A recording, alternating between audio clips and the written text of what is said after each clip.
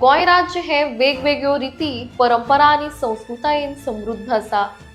आदल्या काळा सावन पिळग्यान पिळग्यो गोंयचे दायज हे राखून आयल्यात। अशीच शेकड्या सावन सुरू आशिल्ली परंपरा म्हळ्यार फोंड्या तालुक्यांतल्या कुणय गांवांत जावपी कड्डा पुजा।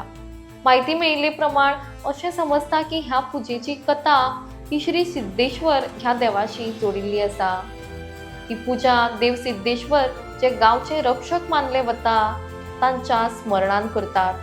ह्या पुजेत श्री सिद्धेश्वराच्या घुमटे लागीं सुकिल्ले गवत जळयतात आणि आवर्जून पळोवपा सारखे ह्या वेळाचे दृश्य असता।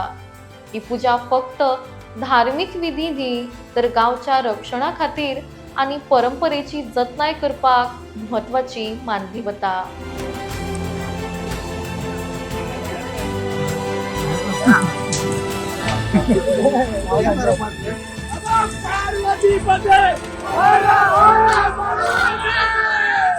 कितली वर्सां जाली हेका? उत्सव सर्वसाधारण 400 वर्सां पयलीं पासूनच्यान चालू आसा।